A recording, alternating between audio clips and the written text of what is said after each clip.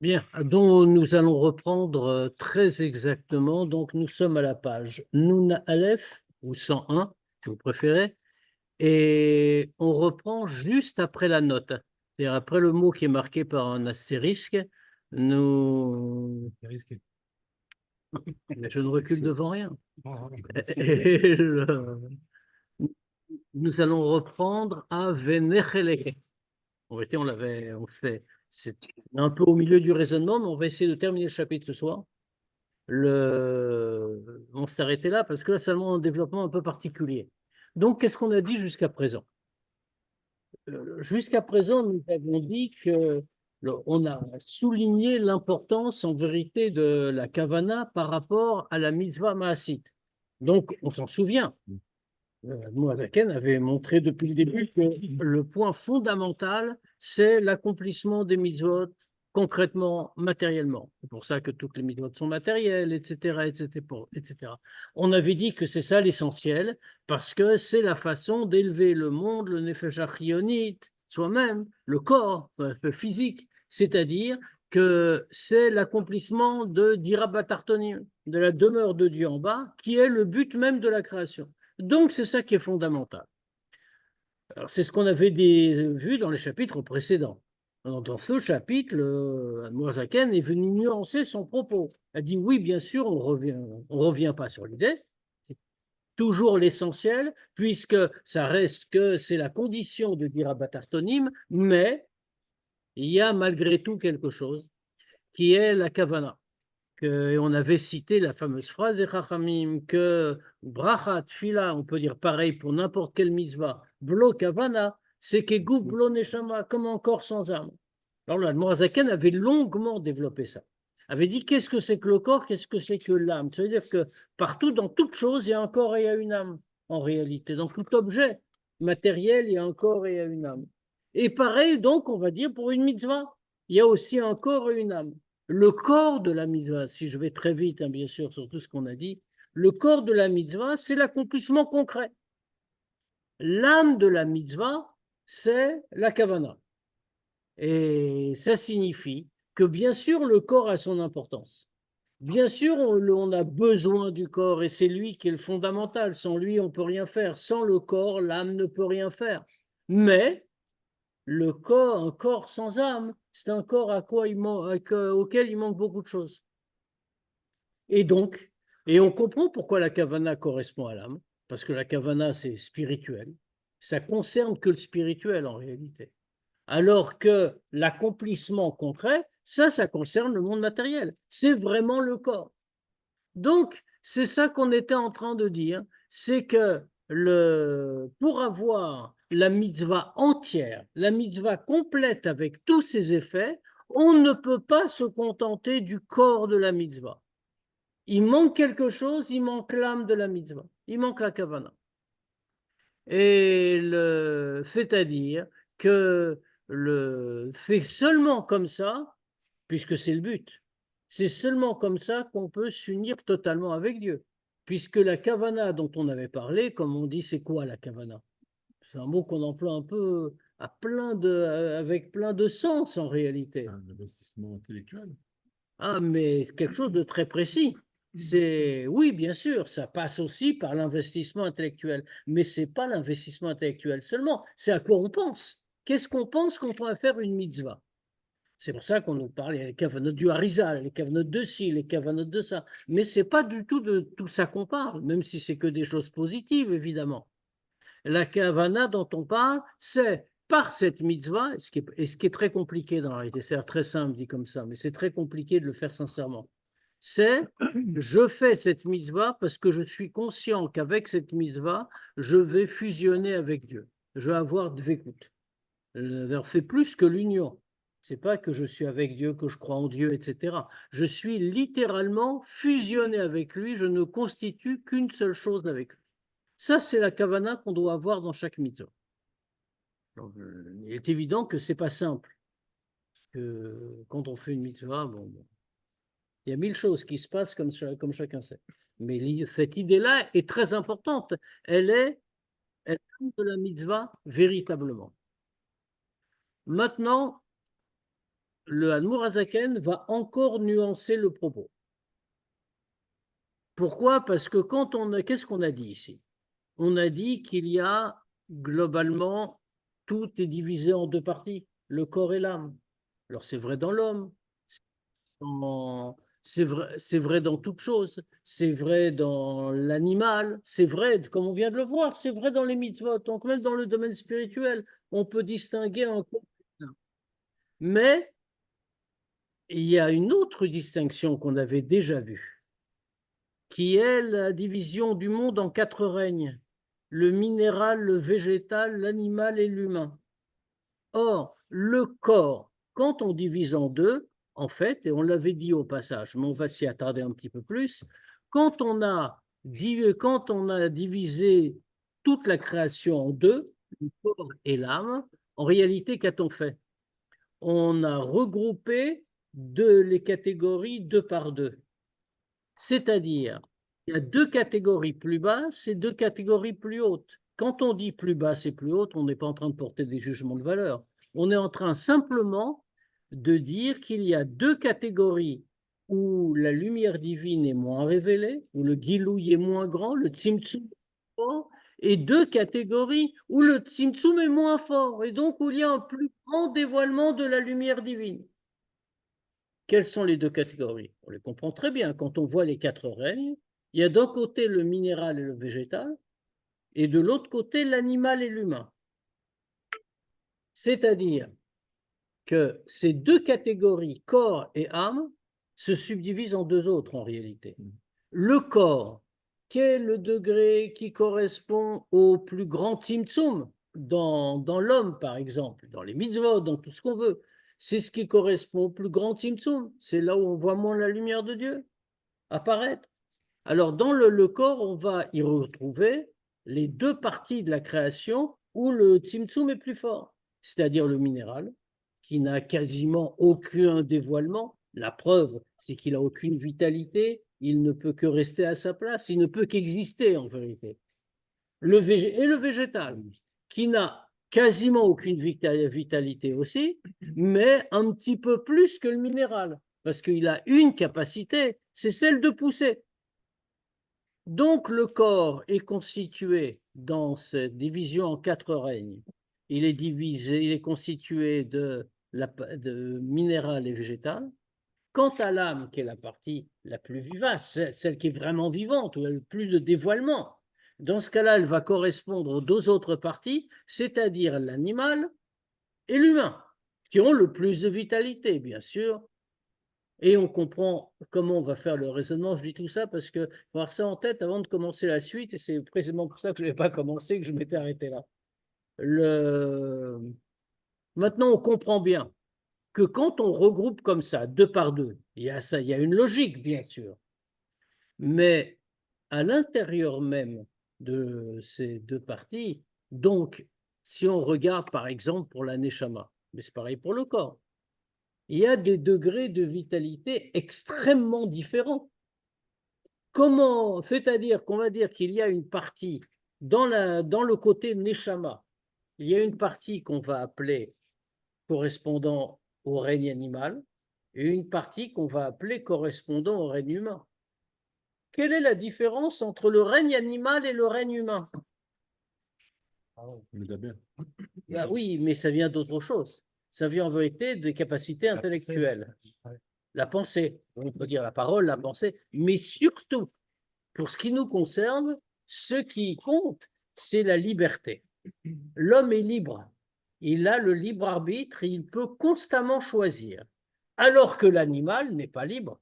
L'animal est obligé de suivre sa nature, quelle qu'elle soit. Je veux dire, comme c'est l'exemple classique, hein. Quand je rencontre un tigre dans la rue, ça me viendrait pas à l'idée de l'arrêter en tant que prédateur assassin. Pourtant, c'est ce qu'il est. Il voit un autre animal, il lui saute dessus et le déchire. Si ça avait été un être humain, je l'aurais arrêté pour ça. Là, je ne l'arrête pas. Pourquoi est-ce que je ne l'arrête pas? Alors qu'il moralement, c'est aussi condamnable vu d'un point de vue humain. Mais parce que justement, il n'est pas libre. Il ne fait qu'obéir à sa nature, quelle qu'elle soit. Et on ne peut pas lui reprocher d'obéir à sa nature. C'est vrai pour le corps. Dans le corps aussi, on a deux aspects.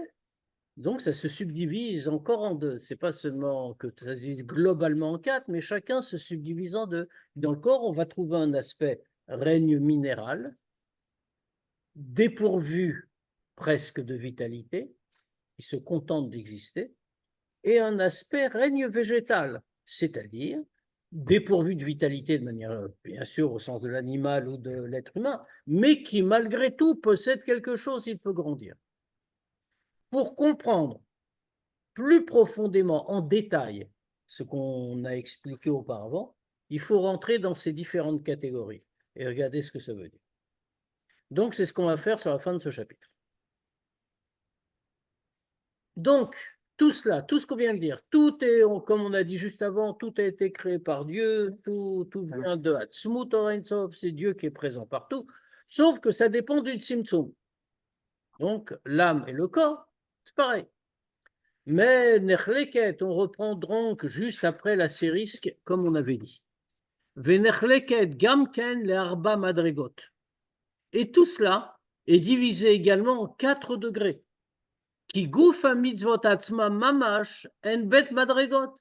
Parce que quand on parle du corps des mitzvot, puisqu'on a dit qu'il y a un corps, c'est-à-dire l'aspect pratique concret de la mitzvah, il y a dedans 2 degrés. Quel degré? Shen mitzvot masiot mamash ou mitzvot atluyot bedibur ou marshava. Il y a 2 catégories de mitzvot. Il y a les mitzvot concrètes, c'est-à-dire qu'on fait tous les jours, toutes les mitzvot sont concrètes, mais il y a d'autres catégories de mitzvot. Ce qu'on appelle les mitzvot qui sont liés à la parole et à la pensée, comme par exemple, comme Talmud Torah, l'étude de la Torah, Kriyat Shema, Tfila, Birkat Hamazon, Veshar Brachot. Et toutes les mitzvot qui sont liées non plus à l'action concrète, mais à quelque chose qui va au-delà de l'action, c'est-à-dire à la parole et à la pensée. La parole d'un plus bas degré, puisque la pensée, c'est quasiment du spirituel, ça n'a aucune consistance, tandis que la parole, c'est déjà une action. Mais malgré tout, c'est à placer dans donc ce côté pas minéral. Le minéral, c'est dépourvu de toute vitalité. On ne voit pas, il y a un tellement grand tzimtzum que le minéral ne fait rien d'autre qu'exister. Il ne peut pas bouger. C'est ça, c'est le mitzvot masiot, c'est ce qui est lié au concret, au matériel. En revanche, la pensée, la parole, ça fait changer quelque chose, ça va au-delà des simples contingences matérielles. Et donc, de ce point de vue-là, ça s'apparente non plus au règne minéral, mais davantage au règne végétal, où il y a déjà un petit peu de vitalité. Maintenant, il y a kavanat à mitzvot. Il y a la kavana qui doit exister dans toutes les mitzvot. Les dafka bo yidbarer, qui est donc la kavana générale qu'on a dite, qui est d'avoir la kavana quand on fait une mitzvah.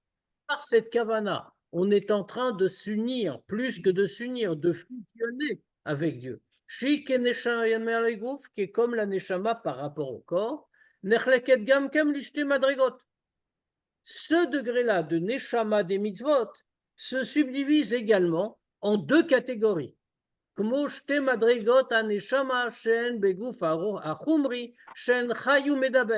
Et ces 2 catégories, c'est les 2 catégories de la neshama, même comme elle est dans le corps, puisque ce schéma-là, ce n'est pas juste une façon de nous faire comprendre un sujet.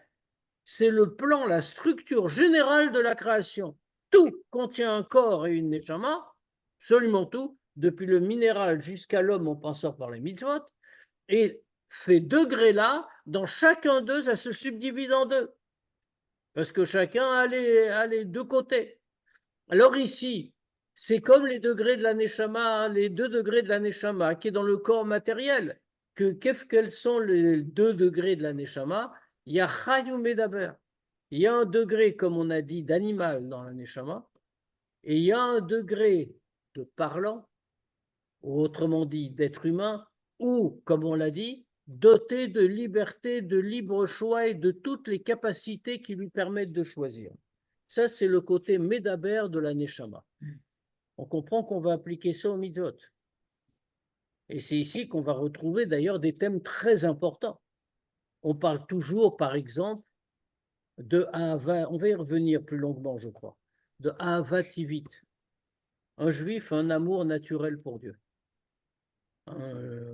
qui peut être complètement caché, complètement voilé, mais qui peut apparaître de temps en temps. On le voit très bien quand il y a des juifs qui ont été dans des situations très graves et qui risquaient de mourir ou des choses comme celle-là. Alors brutalement, le rattachement à Dieu a ressurgi. Il y a la fameuse anecdote qui est racontée comme ça par le rabbi précédent. Le rabbi précédent, comme chacun sait, au début de la guerre, il était à Varsovie. Et donc, quand les Allemands ont envahi la Pologne, ils ont commencé par bombarder Varsovie. Vous avez vu l'aviation. Et, et ils ont commencé par bombarder les quartiers juifs, évidemment. Et notamment ce qui est devenu ensuite le ghetto de Varsovie. C'est là-bas que se trouvait le rabbi précédent. Donc, quand les avions ont commencé à bombarder, évidemment, tout le monde se réfugiait, là, ce qu'on faisait à l'époque, tout le monde se réfugiait dans les caves des maisons, des abris plus ou moins contre les bombardements.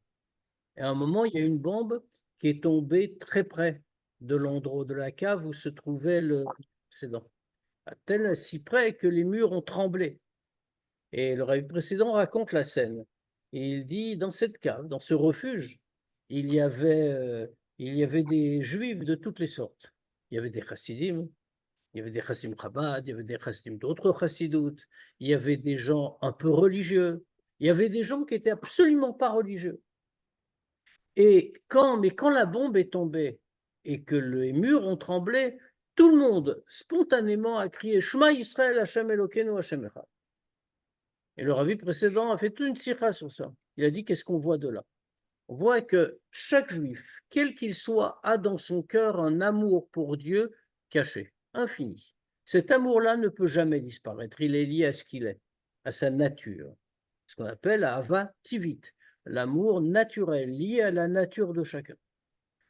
Alors maintenant, le monde fait, la vie fait que cet amour-là peut être effacé par le quotidien, etc., par la grossièreté.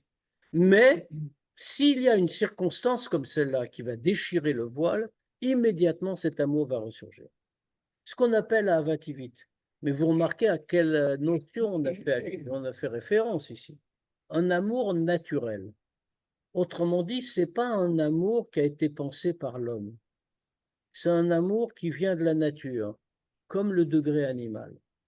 Alors, on ne dit pas animal pour dire c'est pas bien. C'est très bien, bien sûr.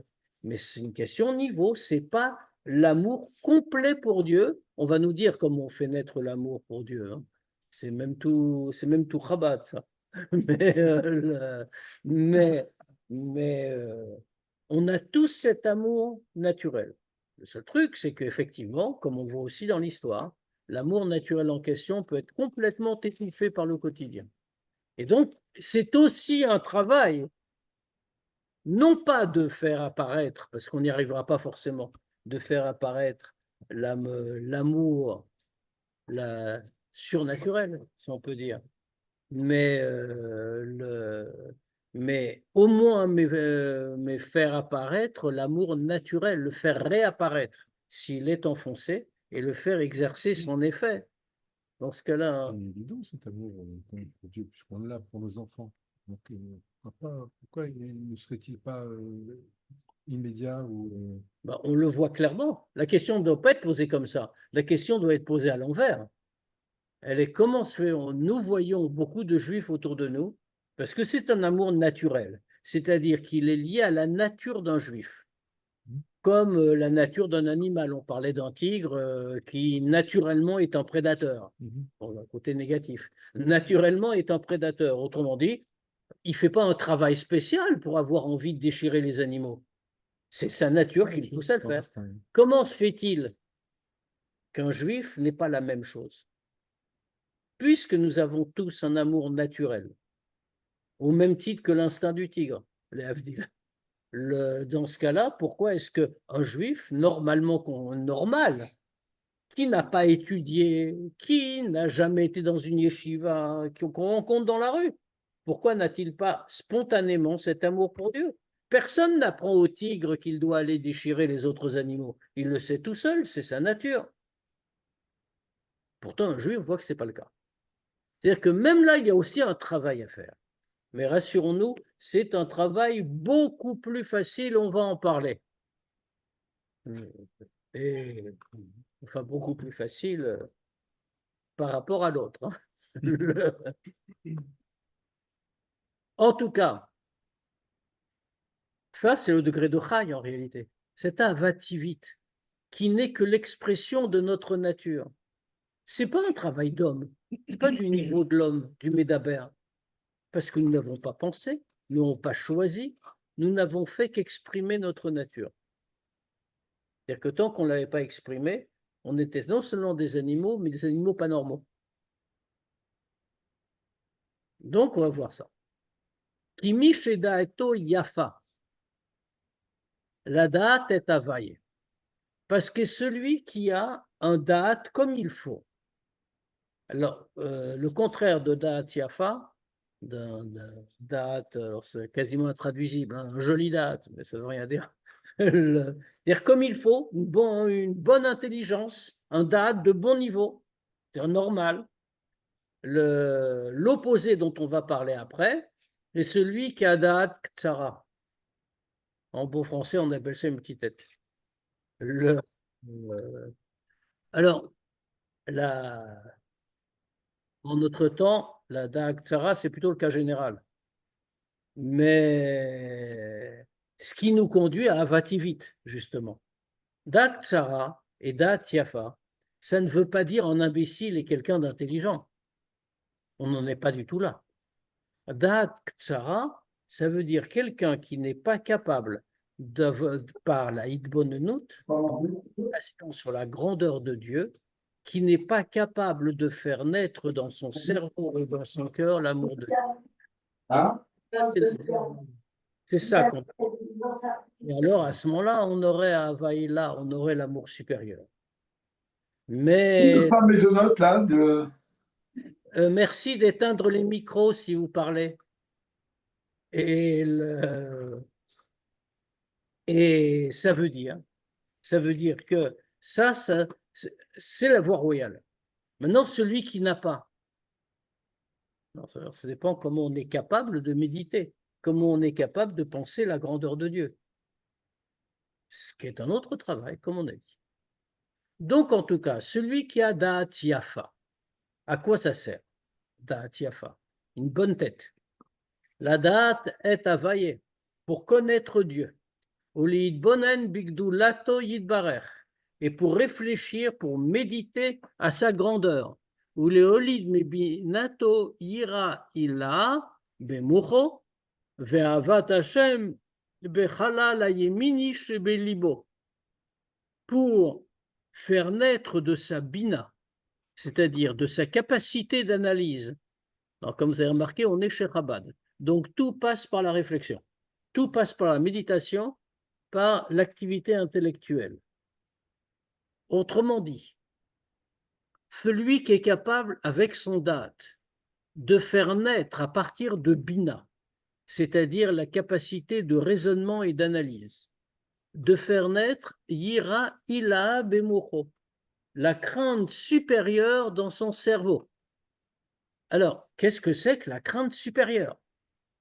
On a 2 degrés de crainte de Dieu, tel que c'est expliqué dans Chassidut. Yira Tata et Yira Ila, la crainte inférieure et la crainte supérieure. Alors, inférieure et supérieure, c'est encore une fois pas des jugements de valeur. C'est pas qu'il y en a une qui est pas bien et l'autre qui est bien. Ce qu'on appelle crainte inférieure, c'est la crainte d'en bas, en vérité. Il faut traduire plus littéralement pour que ça veuille dire quelque chose. C'est pas si simple que ça. C'est plutôt celle qui se situe en bas. C'est-à-dire, je suis en bas, je regarde le monde autour de moi. Et regardant le monde et la création, je vois la grande merveille que ça constitue, comment Dieu l'a créé. Marabouma, Serra Hashem, etc., etc., comme tes œuvres sont grandes et multiples. En voyant tout ce qui a été créé, de là, je comprends et je ressens la grandeur de Dieu. Et donc, je vois sa puissance et sa grandeur, et je vais éprouver de la crainte. Ça, c'est Yira Tata. Yira Ila n'a rien à voir. Le monde n'a pas d'importance. Je ne le regarde pas. Je pense que le monde est inexistant, puisque seul Dieu existe, fondamentalement. Et donc, cette crainte n'est pas une crainte supérieure, mais c'est la crainte d'en haut. Ce n'est pas la crainte d'en bas. C'est la crainte au-dessus du monde. Et à ce niveau-là, cette crainte au-dessus du monde, qu'est-ce que ça veut dire? Ce n'est pas dans le premier cas. J'avais la crainte de Dieu au sens que je ne voulais pas me révolter contre lui. Je m'interdisais de le faire. Dans le deuxième cas, au plus haut degré de la hiera, ce n'est pas que je ne veux pas me révolter contre lui parce que j'ai vu sa grandeur, ce que ça m'est impossible. J'ai une crainte qui me paralyse parce que sa grandeur est tellement infinie et je suis incapable et de la comprendre et de la dire, etc., que je me ressens comme inexistant devant lui. C'est ce qu'on appelle l'ira ila, ce qui n'a donc rien à voir avec la crainte au sens simple du terme. Et tout ça, d'où peut venir la yira ila? Elle ne peut venir que de la réflexion. Parce que j'ai médité à la grandeur de Dieu, parce que j'ai fait naître à partir de cette compréhension. En analysant ce que j'avais compris, j'ai fait naître yira ila dans mon cerveau, parce que ça passe par le cerveau. Et donc, j'ai fait naître l'amour de Dieu du côté droit de mon cœur. Alors, bien entendu, la crainte est un produit du cerveau, parce que j'ai médité et j'ai compris. Et j'ai fait pénétrer ça dans mon cerveau. Et ça a entraîné l'apparition de Ahava dans le cœur. Autrement dit, on s'est totalement transformé intérieurement uniquement par l'action de l'intellect. Comme il est écrit, Mohar Shalit à la lèvre Betoldato, c'est par génération, par sa nature, le cerveau commande au cœur. Donc j'ai réussi à tout transformer uniquement par l'action intellectuelle. Ce que, en partant de mon côté tivi, vous remarquez que c'est vraiment une démarche de réflexion, ça c'est Médaber. Ça c'est un être humain qui est capable de choisir, de décider quoi penser, analyser, et que ça produise ensuite quelque chose qui va faire rentrer dans son cerveau et dans son cœur. C'est vraiment l'attitude du Médaber. C'est quand même le résultat d'une révélation. Quand même. Pas du tout. On comprend que l'homme, naturellement, va s'élever vers Hachem et ne pas aller vers n'importe quelle idolâtrie. Dans l'Écouté Torah, il y a un très fameux Mahamar, qui est un des grands classiques de l'Écouté Torah, qui a été également écrit par le Admour Azaken, qui s'appelle Adam qui akriv Mikem. C'est un Mahamar sur Parshat Vayikra. Alors, c'est vraiment un des très grands classiques de l'Écouté Torah et tout le monde étudie ça. C'est un Mahamar qui parle sur le pasuk. Adam qui akriv Mikem Korban Hashem. Avec la fameuse question, il est écrit Adam qui akriv Mikem. Si je traduis littéralement, le verset est hyper choquant. Il dit un homme qui apporte d'entre vous un korban pour Dieu. Autrement dit, c'est comme si Chazvé Shalom, on voulait dire qu'on allait prendre un homme, on allait le sacrifier. Grammaticalement, même en hébreu, ça pose question. C'est pas seulement en français. On aurait dû écrire, si on peut se permettre, on aurait dû écrire Adam Mikem qui akriv, un homme c'est ce qu'on veut dire dans le pshat. Un homme d'entre vous qui va apporter un korban, pas un homme qui va apporter un korban d'entre vous. Et les Chachamim répondent à cette question. Ce n'est pas une question de Chassidut, ça. Et les Chachamim posent cette question et ils disent c'est Mikem quand fait. Ça veut dire quoi? Ça veut dire ils relèvent cette question.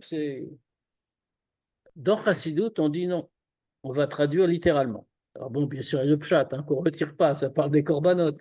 Mais on va donner une interprétation plus profonde.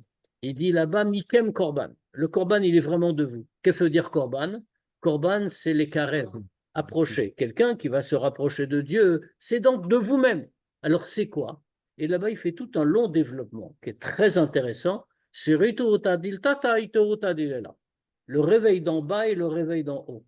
Le réveil d'en bas, c'est-à-dire le réveil des hommes qui s'avancent vers Dieu. Normalement, dans le mouvement vers Hachem, Ça commence par Adam. C'est-à-dire, c'est l'homme qui fait la démarche et qui dit « je veux me rapprocher de Dieu ». Adam qui écrive quand un homme va s'approcher. Maintenant, alors, Le seul frère, homme qui a fait ça, c'est Abraham Avinu. après justement, puisqu'on a, alors, et après on nous dit Mina Behema, Mina Tson, c'est-à-dire avec toutes les différentes catégories du Nefesh Abahamit, c'est dans l'interprétation de la Chassidoute, qui sont citées là-bas. Et qu'est-ce qu'on nous dit? On nous dit alors, maintenant donc, il faut d'abord une Iturta d'Iltata, un réveil d'en bas pour commencer. Mais poursuit le Mamar, ça ne, quelquefois, il n'y a pas de Iturta d'Iltata, il n'y a pas de réveil d'en bas. Alors qu'est-ce que Dieu va faire? Il va envoyer une Iturta d'Ilela, un réveil d'en haut. Mais c'est un réveil d'en haut anormal, si l'on peut dire, entre guillemets. Anormal, parce que normalement, c'est l'homme qui aurait dû aller vers Dieu. Maintenant, l'homme ne fait pas Dieu dans certains cas, et on le voit aussi dans. Bon, je vais vous épargner le mama, il faudrait l'étudier, mais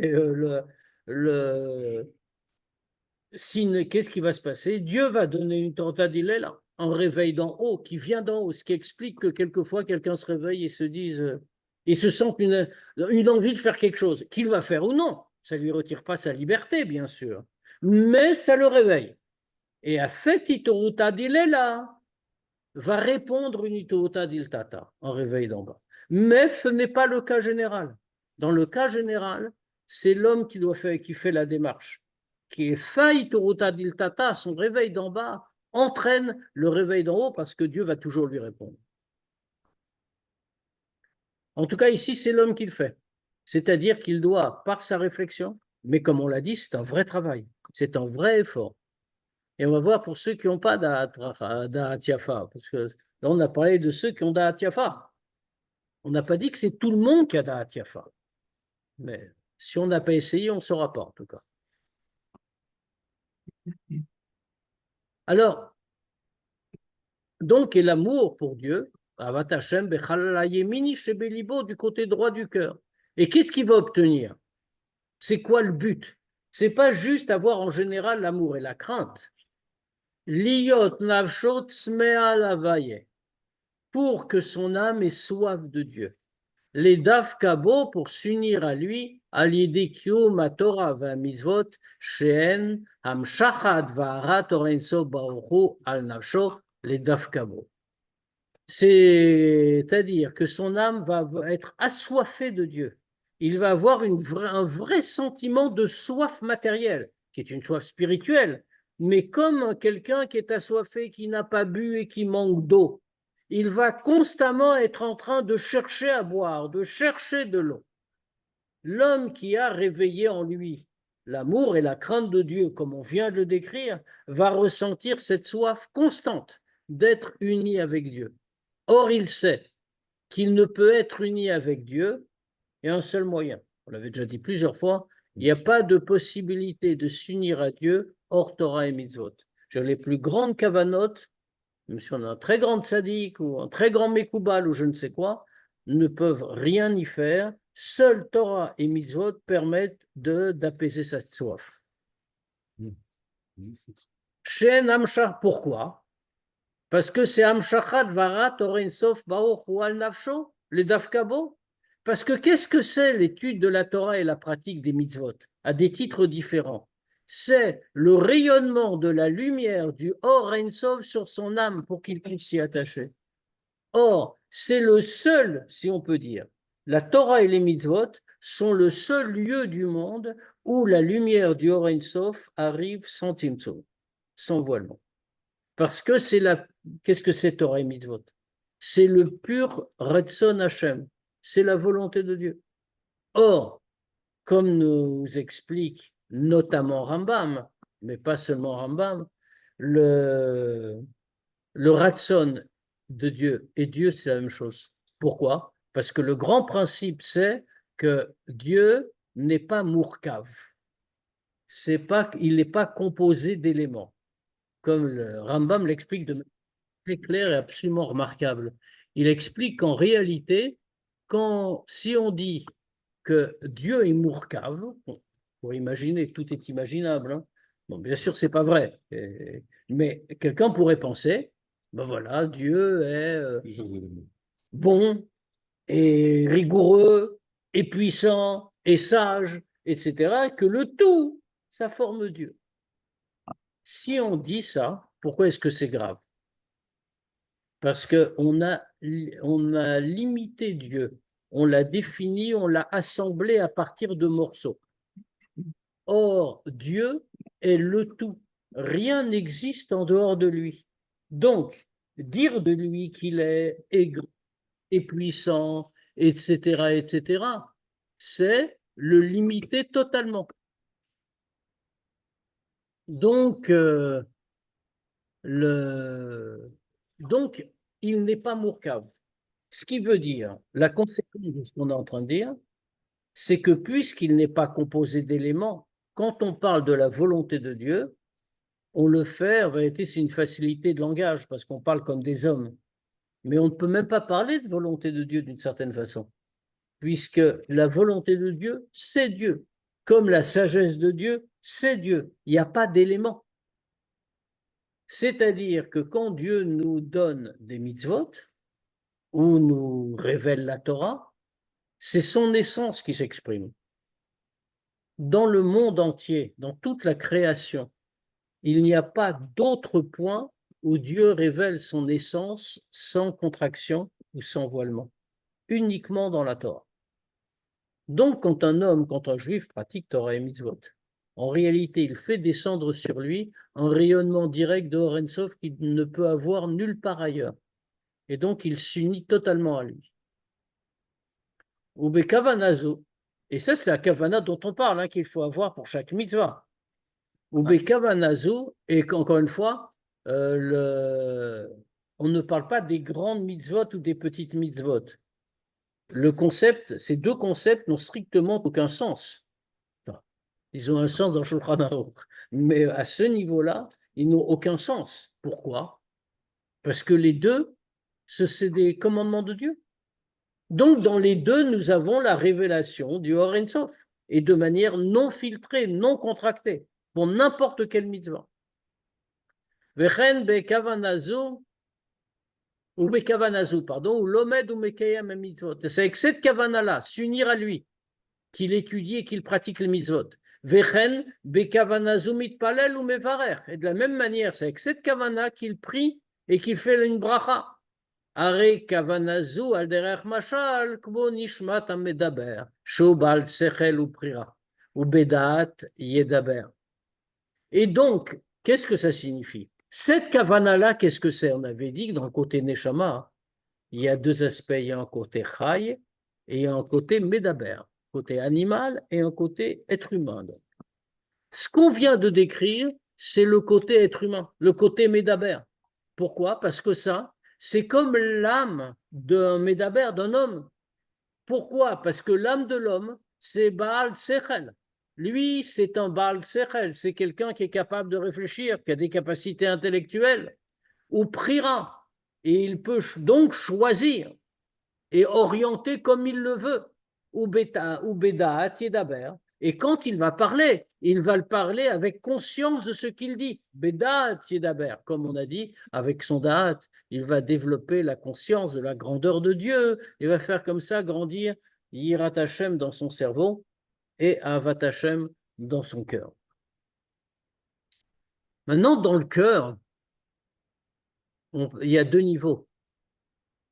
Il y a dans le cœur, il y a ce qu'on appelle dans le vocabulaire technique, il y a Idgalut Alev, la partie révélée du cœur, et il y a Ta'alumot Alev, la partie cachée, profonde du cœur.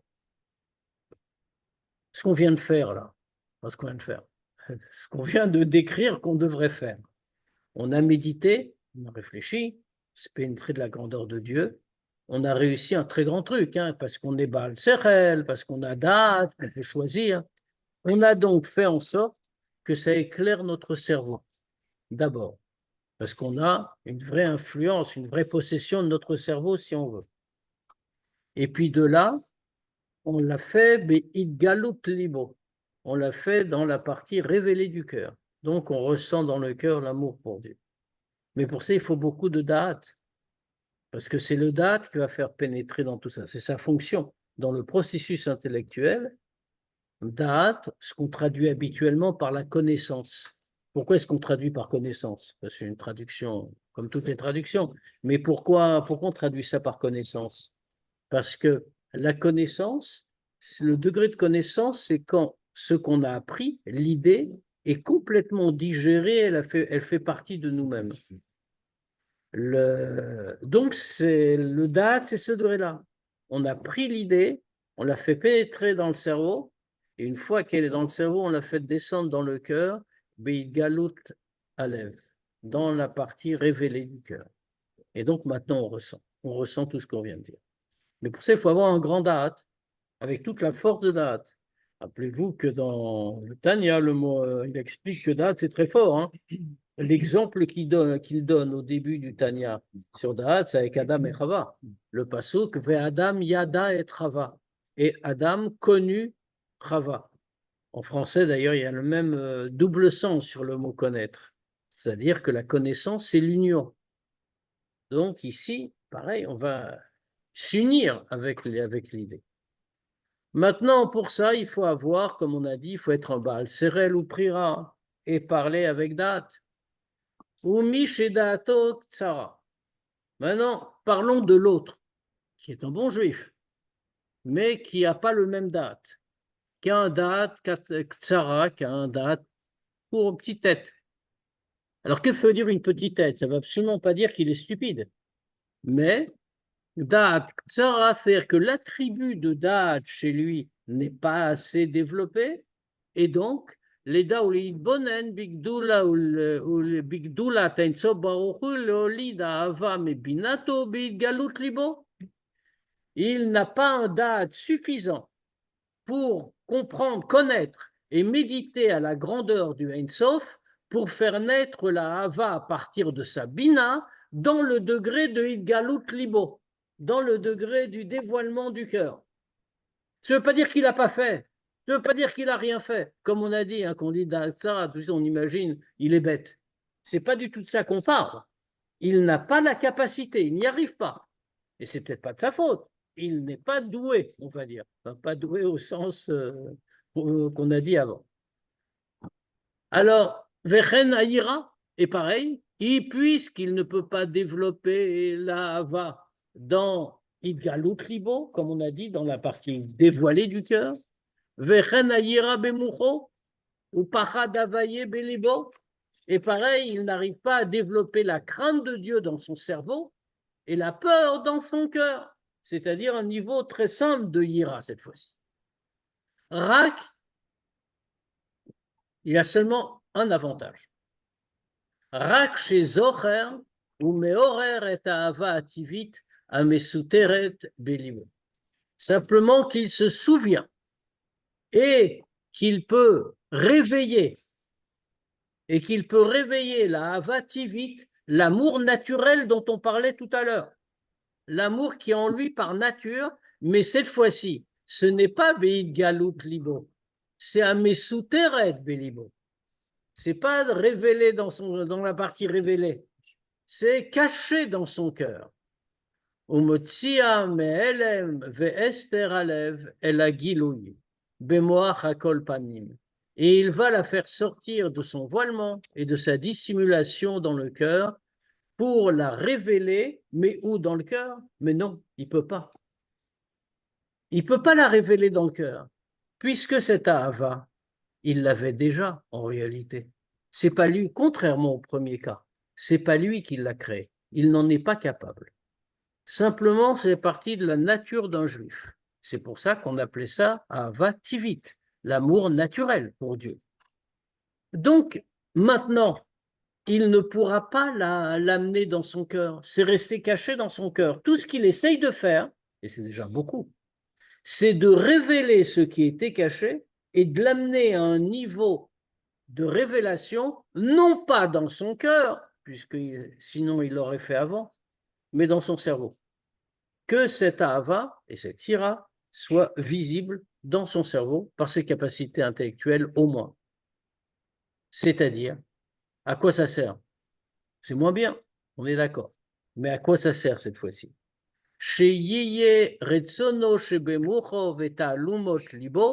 Que sa volonté qui est dans son cerveau et dans les profondeurs tout au fond cachées, comme on a dit, de son cœur, maskim umitratse beritsui gamur bemet la mito limsor navsho bepoel mamash al yichud Hashem kdele davkabo navsha elokit ulvusher.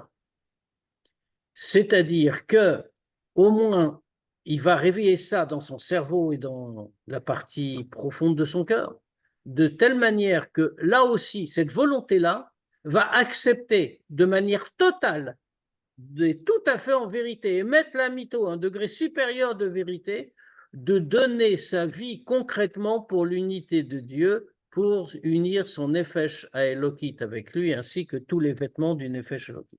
C'est exactement l'histoire qu'on disait tout à l'heure. C'est-à-dire que la Vativite, une fois réveillée, va lui permettre de se donner entièrement pour Dieu. Qu'est-ce que ça signifie? Ça ne veut pas dire qu'un tel juif, on va lui demander de sacrifier sa vie. Mais ça veut dire que quand il va faire une mitzvah, si déjà il est capable de faire Messirot Nefesh concret, comme on a dit ici, Bepoel, comme ça s'est passé 1000 fois dans l'histoire, grâce à cette Avativite, qui a été réveillé par des circonstances exceptionnelles, extraordinaires, lui, il va de manière volontariste la réveiller, pas la créer, mais la réveiller en lui. Alors à ce moment-là, c'est sûr qu'il va pouvoir la réveiller pour accomplir les mitzvot de telle façon qu'il fera que quand il accomplit une mitzvah, il n'est pas juste en train de faire un acte rituel, il est en train de fusionner avec Dieu. Et ça, c'est la conquête qu'il doit avoir. Ça veut dire, parce que comme ça, il sait. Oui. Mais la marachava qu'il doit avoir dans le cœur et c'est dans le safek, on est incapable de distinguer le travail à faire. Comment mettre une marachava dans le cœur? On va la faire descendre pour qu'elle fasse son effet dans le cœur. La marchava part du cerveau. D'accord. Mais comme on a dit, chalit à la lèvre. Moar chalit à la lèvre. C'est pour ça que l'homme a une prira. Il oriente les pensées de son cerveau pour modifier quelque chose en lui. Ce qu'un animal ne peut pas faire, même si on trouve, comme je disais, on reprend l'exemple stupide que j'ai tout à l'heure, je vais trouver un tigre humaniste. J'allais lui expliquer que c'est très vilain de tuer ses frères animaux. Mais je n'arriverai pas à le convaincre. Pourquoi je n'arriverai pas à le convaincre? Mais parce que justement, il n'a pas de mohar shalit à la lèvre. Ça, c'est toute la grande différence avec l'être humain. Maintenant, là, il n'a pas réussi grand-chose, en vérité. C'est très grand. D'un autre côté, ce n'est pas au plein sens du terme le travail de l'être humain. C'est un travail du niveau de l'animal. Parce que finalement, sur quoi il s'est appuyé? Sur un amour existant, un amour naturel. Il n'a rien créé. Alors que le but de l'homme, c'est de tout changer, de créer quelque chose en lui-même par ses capacités intellectuelles, par son pouvoir de libre choix, qui est un pouvoir merveilleux. On n'a pas conscience, mais enfin, parce qu'on a l'habitude, je veux dire, mais la liberté de choix, liberté absolue comme ça, il y a un seul autre être que l'homme qu'il a dans l'univers, c'est Dieu. Dieu peut tout choisir par définition. Il n'y a aucune limite à ses choix. Il a donné, c'est la qualité qu'il possède et qu'il a donné à l'homme. On peut choisir, alors bien sûr, on a des contraintes matérielles, psychologiques, physiques, mais dans la décision, on n'en a aucune. On peut choisir ce qu'on veut, y compris le contraire de l'évidence, y compris dans le négatif, etc., etc. Mais il n'y a pas de limite à notre choix. En tout cas, donc, il peut réveiller ça dans son cerveau et dans son cœur au point qu'il va être prêt à faire Messirot Nefesh, donner sa vie pour Dieu. Et donc, a fortiori, accomplir une mitzvah et de cette manière attacher son Nefesh Elokit et tous ses vêtements, ou les kalan beyichudo, varduto, et les englober dans l'unité de Dieu, Sheu Ratzon Elion, Amoluvash, Betalmud Torah, ou Bekium Mitzvot Kenal, que ça c'est le Ratson Aelion. Le Ratson Aelion fait la volonté de Dieu qui est habillé dans l'étude de la Torah et dans l'accomplissement des mitzvot, comme on a dit, puisque c'est le seul lieu où on voit la volonté de Dieu sans aucune dissimulation, sans aucun tzimtzum. On essaie d'aller jusqu'au bout, on arrête là. Vega Maïra, on quitte à aller un petit peu plus vite et quitte à revenir dessus la semaine prochaine. Bezrat Hashem. Vega Maïra, Kloulaba. Alors là, on est en train de parler de Hava, puisqu'on a dit qu'on fait appel à Hava Tivit. Donc on parle de Hava pour celui qui a Da'at Ktsara. Il est obligé de se fonder là-dessus. Alors on pourrait se dire, mais alors il a Ira, comment il va faire? Il n'aura pas Ira puisqu'il ne prend que la Hava. Donc le Admour Azaken vient de dire non. Gam Ira Kloulaba. La Ira, la crainte de Dieu, est également incluse. Les Kabel Malchuto, pour accepter la royauté de Dieu chez l'Olimrod Bo Chaz Shalom, pour ne pas se révolter contre lui, Chaz Shalom.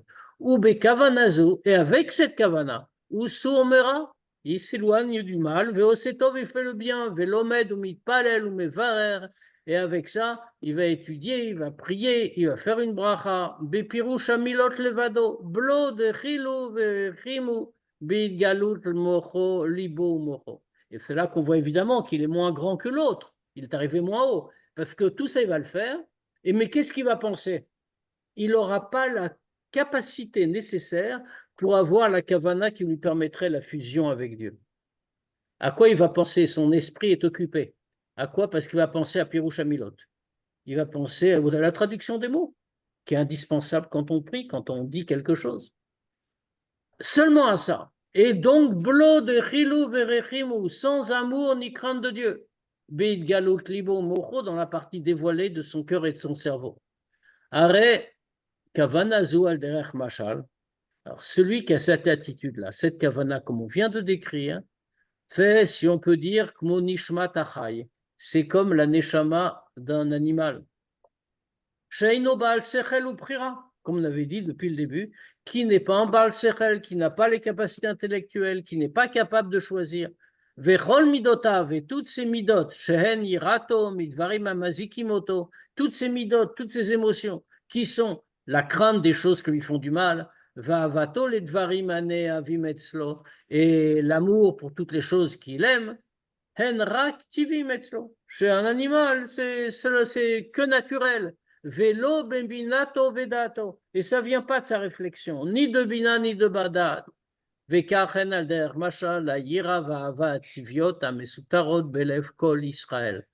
Et ça, c'est si on peut dire, par exemple, par correspondance, c'est comme l'amour, la crainte et l'amour naturel qui sont cachés dans le cœur de tout juif. Kihen Yerusha lanu ma'avotenu, parce que c'est un héritage qui nous est venu de nos ancêtres, ou kmo teva benavshotenu keniskar leel, et c'est comme une nature dans notre âme, comme on a rappelé plus haut.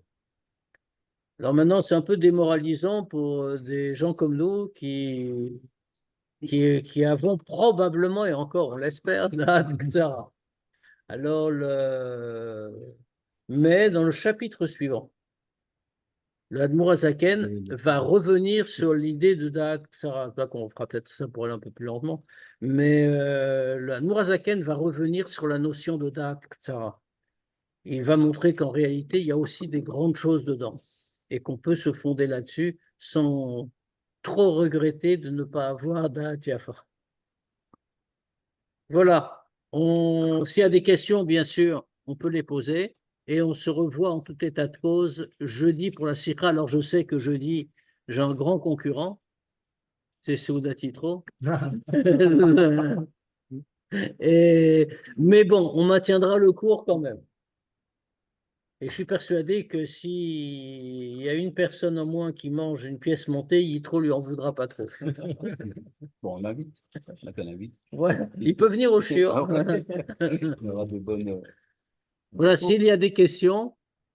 Oui, c'est le d'en bas par rapport à la veille d'en haut, j'ai toujours pensé qu'il était valable que parce qu'il y a une révélation. Sinon, on ne pourrait pas. On voit les autres tribus, ils se Ah, sont la ré- automatiquement. Ah oui, dans ce sens-là, oui, oui, vous avez raison, bien sûr. La révélation, on l'a eu, Matan Torah. Voilà. Ah oui, oui, ça c'est clair. Et d'ailleurs, dans Chassidut, c'est dit comme ça. Matan Torah, c'est Dieu qui dit. Vayered Hashem al Sinaï. Et Dieu descendit sur le mont Sinaï. Et là-bas, on souligne, les Chachamim soulignent, Vani Amatril, c'est moi qui commence. Le haut doit descendre. C'était la première fois. Depuis lors, Maintenant, on a une transmission bien de sûr, cette. depuis lors, nous avons pour mission Iturota Diltata. Sinon, on voit les hommes préhistoriques où est-ce qu'ils sont allés, quoi, ça. Les autres. S'il n'y a pas de questions, on se dit à jeudi. Bezrat La Hashem. question est Je dirais. par des événements.